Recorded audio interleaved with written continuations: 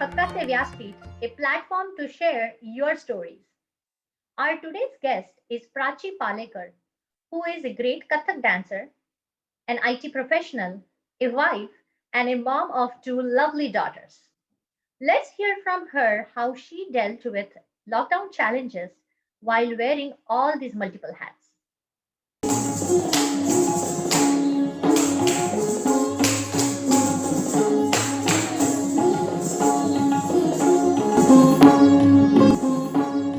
Wow, Prachi, all of your performances are so graceful. How would you describe Kathak? If I were to describe Kathak, the way Maharaji says, he basically says, Katha kahe so Kathak. So you as a dancer are not just someone who's doing physical hand movements. You are someone who's narrating a story. You are expressing yourself through the art form of dance. A Kathak dancer is not someone who just takes spins or who does fast footwork. That is not what it is. A Kathak dancer is who narrates a story through the grace of the body, through the looks, through the way you flutter your feet, through the sounds of ghungroos. So, Kathak is a storytelling classical dance form. How would you describe your journey with Kathak and where you are right now? I started my journey as a Kathak dancer when I was 7 years old. Come a long way from there till now. Uh, Performed in a lot of competitions in India, performed at a lot of programs here in the USA. My journey as a learner was more extensive than that of a teacher. I started teaching Kathak just about 5 years ago after having my first child, when I realized that this is an opportunity where you can teach culture to the next generation.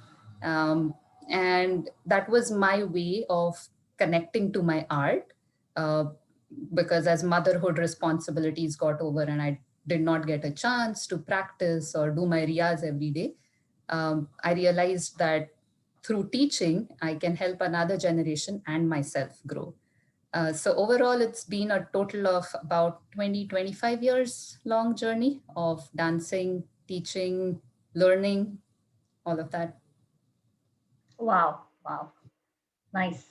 How do you think these COVID situations that happened last year in 2020, how did these situations impact all the activities that you were doing, and what did you do to deal with those situations? How did it change? So as an artist, I have always been a stage dancer. I always drew my energy from the reaction of my audience, from the applause, or even if I see, it's just about how the audience reacts to my performances. The once more, or the immediate reception that happens after every dance program where they say, oh, wow, that's lovely. So I have always been a stage artist. My gurus, Guru Asha Zogrekar and Guru Rita Mustafi, one from India, one from USA, both of them have been strong believers of teaching an intrinsic classical dance like Kathak through personal interaction. They always believed that there are these very minute movements in dance where, your hand should be this way, not this way. Your looks should be here, not there. That kind of thing does not come easily through a Skype, or it does not come easily through technology. It needs that personal interaction. So when COVID hit, and more than COVID, I think when the lockdown hit us, we were just thrown out in the, I usually quote this Frozen thing. We were just thrown out into the unknown. We didn't know what to expect. Suddenly, the whole fundamental of 20 years of my dance journey, they were shook, they were shaken to the core. Now, suddenly, Prachi, you cannot teach anybody in person. You cannot perform in person. Everything has to be done instead of a three-dimensional feeling. It all has to be done in two-dimensional in thumbnail view. So it at first it came across as, oh my God, what is happening? This is not how I thought my dance journey would be. I enjoyed teaching, I enjoyed learning, I enjoyed dancing. We were preparing towards upcoming programs for the rest of the year. And now suddenly we were forced to take a seat back and say, okay, now what? Is this the end of my dance classes? I can still practice my dance. Is this the end of my performances? I didn't know. Um, so the first few months of the lockdown were really difficult, I must say. And I did have to honestly take a break from my dance, from teaching, from learning, from performing everything. I had to self evaluate for about 2 or 3 months that yes, I can do online teaching. Yes, I can do videos and things like that. But how do I do it so that it gives me the same joy and the same pleasure that I got in a one-on-one or a stage performance? So yeah, I mean, I did take a good 2 months break to introspect, to reevaluate, to think about how can I still continue to deliver in this pandemic what I was doing earlier. So that was the start of it. A couple 3 months into the pandemic, we gradually started saying, okay, let's try doing Zoom lessons or Skype lessons or whatever technology. Let's try doing virtual programs. I got this really great opportunity where Pandit Birju Maharajji's prime disciple, Shashwati Didi, she extended her workshop to people in the US. So because they couldn't travel to the US, they said, we will teach you through my guru, Rita Mustafi. She arranged for this workshop. So I gradually started seeing how technology could aid art, probably not to the extent that we had thought earlier, but it was not bad. Things were doable. We could get out of that zone of being believing that everything has to be in person, everything has to be done a certain way, to saying, okay, can we do this a little differently? Can we change how we teach the students? Can we change how we perform? May not be 2 hour long performances, maybe 10-minute performances. So yeah, we evolved a lot. We learned a lot. I learned a lot just from my guru, from great maestros like Maharaji. I mean, all his life he has been doing in-person performances and teaching and things like that. So yeah, it's been a very interesting journey, all of the COVID lockdown and how we had to hit the rock bottom and then rise to the top. Mm-hmm. So it's been a good introspection and self-realization basically. So true. So nice. So how do you think your students and their parents adjust to this new setting of learning? So my students and parents were my biggest encouragement, I would say. They learn a lot through their e-learning program. So my students are age eight, 8 and above. And I do teach adults also who are mothers to kids who are about 10 to 13 years old. Um, the students, I think that 2 month break that I took in dance allowed them to focus on their studies, allowed them to switch to that e-learning mode. They were going through a lot themselves, right? I mean, young minds, and they don't know why suddenly they have to do things very differently than what they were doing yesterday. But this generation, I would say, they are very resilient. They are very quick at adopting to technology. So they were more than cooperative. They were more than encouraging. One big factor that played a role was when all other activities closed down. They couldn't do swimming, they couldn't do tennis, they couldn't do taekwondo, all these activities. I think dance was one, dance and singing. So I would say art in general was one that they could continue. And parents saw that and they realized that, yes, we want our children to continue learning in whichever way, whether you think we have fewer kids in person, whether you think we have everybody online, it is completely up to you as a teacher to decide. So what I did was I started with online classes. I started breaking down the classes so that I don't have really small thumbnail views. I can actually see what my kids are doing. One thing I did not do was to compromise on the quality of teaching, which was difficult, I must say, to be able to zoom in, look at every kid every time, and correct them, which in person it's much easier than when you do it in, um, small box. But that was my core. And I said that's not going to be compromised, irrespective of the medium of education that we choose. So we started off with Zoom lessons. We did Zoom lessons twice a week instead of once a week. So there were few kids who attended on Monday, few kids who attended on Friday. Now they started enjoying it so much that they said, we want to learn it twice a week. So why don't you have 2 time slots twice a week for us? So we did that initially at the start. Then gradually, as we started understanding more about the virus, we started understanding more about how you could have limited interaction, 6 feet apart, social distancing. As those theories became a little clearer, I went into a little bit of a hybrid mode. So I started doing one student in person and everybody else online.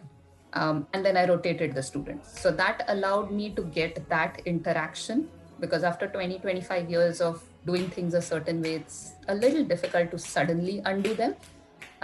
It gave the student the opportunity to meet with me and ask those really minute details. And for those who are on those Zoom classes, we basically started saying, send me videos of all your practices. The one good thing, and I used to do this feedback where I reached out to parents later and I used to ask them, do you think your kid is still interested? Do you think they may have lost interest because they are not meeting with me in person? One mother actually came back to me and said, I think my kid is loving it even more, because at one point she was conscious of being in front of others, and that used to restrict her ability to dance.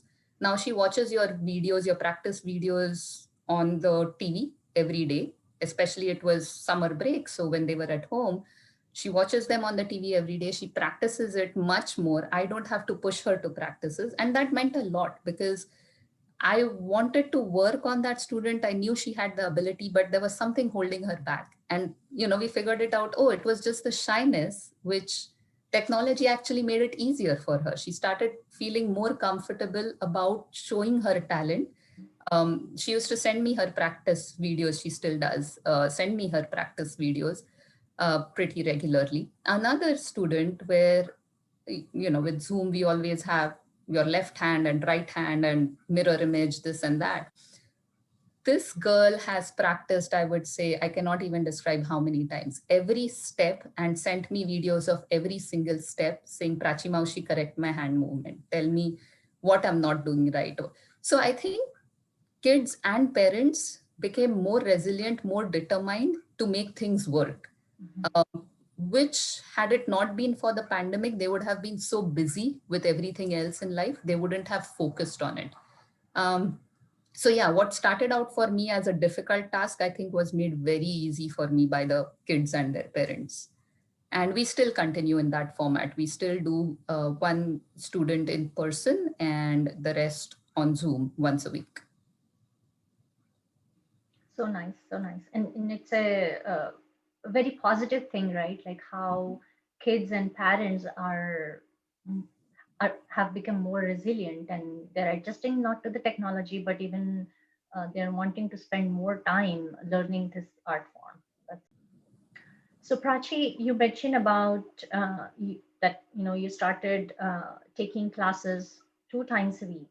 So you are you work full time. You are a mom to two very adorable daughters. You're a wife. How do you how did you manage all that, and how do you think these COVID situations impacted your personal life? That's a heavy question. um, so I must say I had to struggle through multiple roles. It did not come easy. As mothers and as working parents, we tend to prioritize our responsibilities over our passion. And that happened to me too. There were times when I used to break down in front of my family and admit to them that I cannot fit in all roles all the time.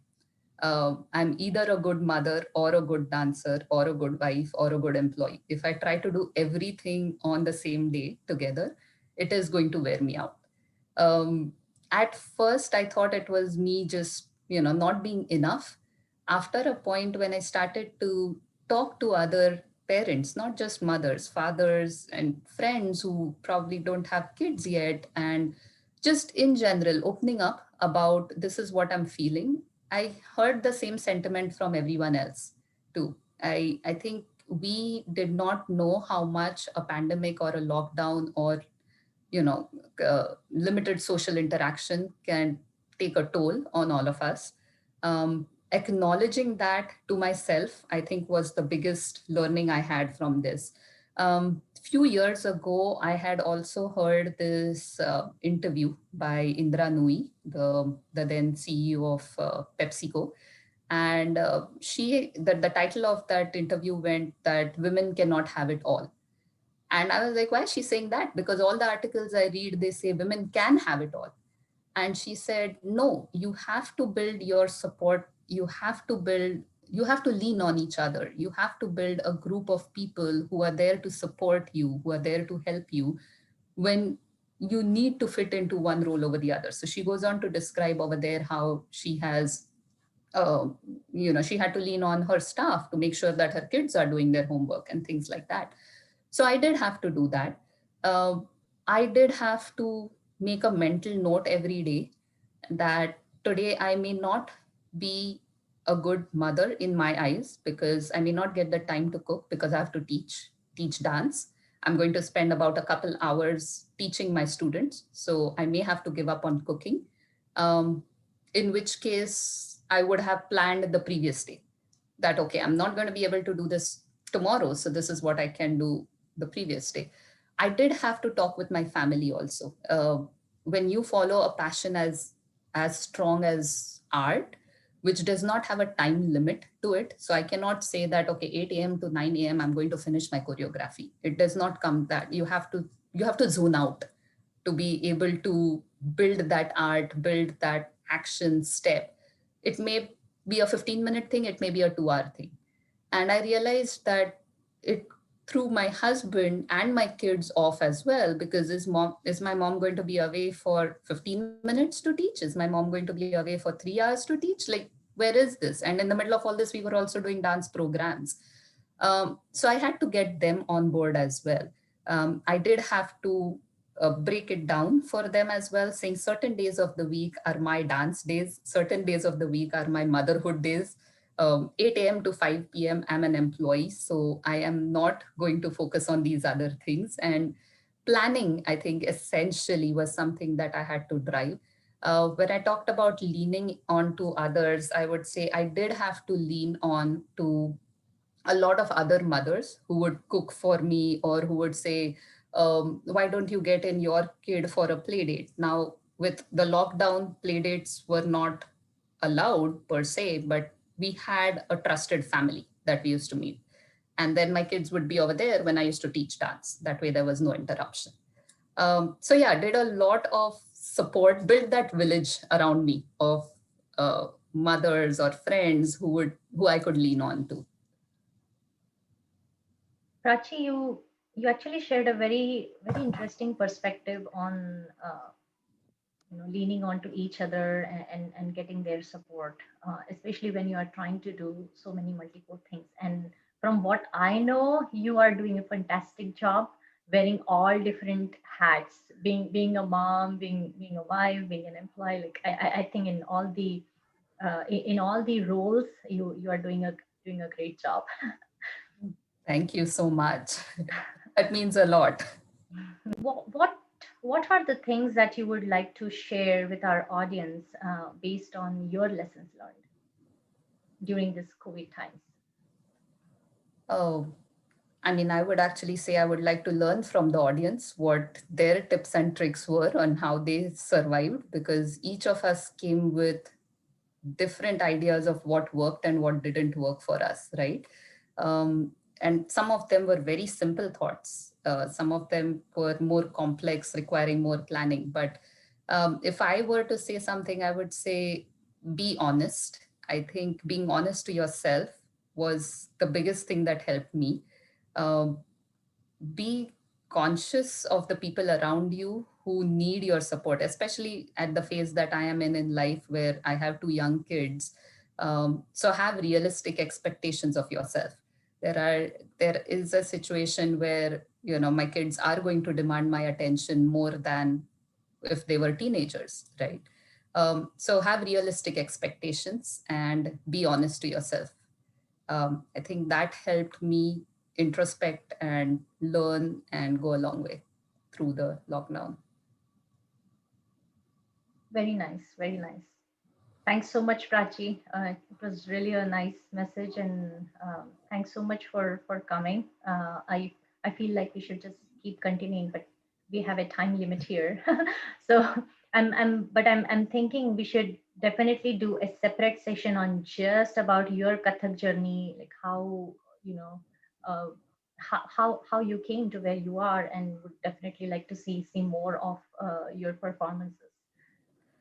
Yeah, thank you so much for having me. It was great to talk to a friend and to share thoughts and just express myself. So thank you for giving me the opportunity. And surely I'm open to anything you want to learn about Kathak. It's a lovely dance form, and every one of us should have an art as a passion, I believe. Thank you for watching. If you like this episode, please like, share, and subscribe on the YouTube channel of Katha. We'll see you soon in the next episode. Till then, stay safe, stay connected. Thank you.